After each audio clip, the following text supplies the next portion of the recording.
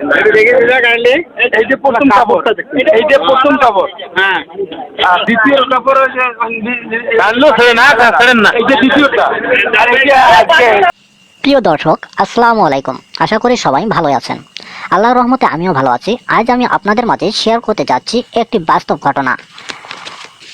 মানুষ মরে গেলে কবর দেওয়া হয়, কবর দেওয়ার পর লাশ পচে যায়, এটাই স্বাভাবিক। কিন্তু এই পৃথিবীতে এমনও কিছু মানুষ খুঁজে পাবেন যাদের মারা যাওয়ার দীর্ঘদিন পরও লাশ পচে যায়নি, দীর্ঘদিন পর্যন্ত লাশ কবরে রয়েছে অক্ষত অবস্থায়।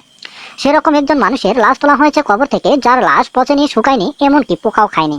সেই লোকটি সম্পর্কে যদি জানতে চান অথবা দেখতে চান তাহলে ভিডিওটি সম্পূর্ণ দেখুন, কোনো প্রকার স্কিপ ছাড়া। আপনারা স্ক্রিনে যে লোকটির ছবি দেখছেন তার নাম হলো বশিরউদ্দিন ওরফে ঘুঘু মুন্সি।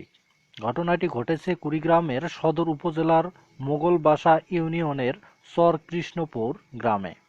এলাকাবাসী জানায়, ধরলা নদীর ভাঙ্গনে কবর ভেঙে গেলে ভাঙ্গা কবর থেকে বশিরউদ্দিন ওরফে ঘুঘু মুন্সির লাশ উদ্ধার করে পুনরায় দাফন করেছে।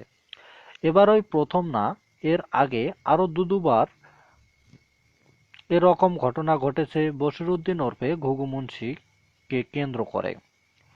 এবার সহ 3 বার হলো। আপনারা যারা ভিডিওটি দেখছেন, ভিডিওটির মধ্যে একটি অডিও ক্লিপও আছে। যখন ভিডিও করা হচ্ছিল তখন ওখানকার মানুষরা কি বলাবলি করছিল, চলুন তা শুনে আসি।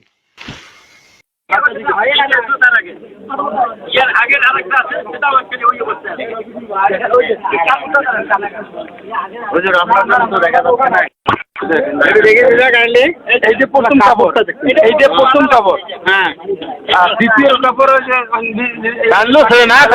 এই যে দ্বিতীয়টা, আর এই যে আজকে এটা কয় বছর হয় না? 3 বছর, 8 বছর, না 8 বছর, 8 বছরের যে এই যে প্রথম কাপড় টানেন কথা। আরে ভাই আপনার আমরা জোর টানছি, আমরা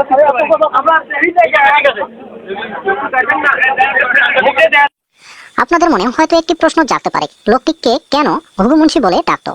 প্রশ্নের জবাব হলো এই: লোকটি যখন রাস্তাঘাট দিয়ে চলাফেরা করত তখন কারোর সাথে তেমন কথা বলা বলি করতো না। গুনগুন করে মাথা নেড়ে সারাদিন আল্লাহর জিকির করত, সেজন্য মানুষ তার নাম দিয়েছিল ঘুঘু মুন্সি। প্রিয় দর্শক, আল্লাহর কথা মতো চললে, আল্লাহর পথে চললে, আল্লাহকে স্মরণ করলে আল্লাহর তার বান্দাদের কীভাবে পুরস্কৃত করেন, আশা করি ভিডিওটি দেখেই বুঝতে পেরেছেন। ভিডিওটি যদি ভালো লেগে থাকে তাহলে লাইক, কমেন্ট এবং শেয়ার করবেন, এবং এরকম আরও ভিডিও পেতে আমার চ্যানেলটি সাবস্ক্রাইব করে পাশে থাকা বেল আইকনটি চালু করে দিন। ধন্যবাদ।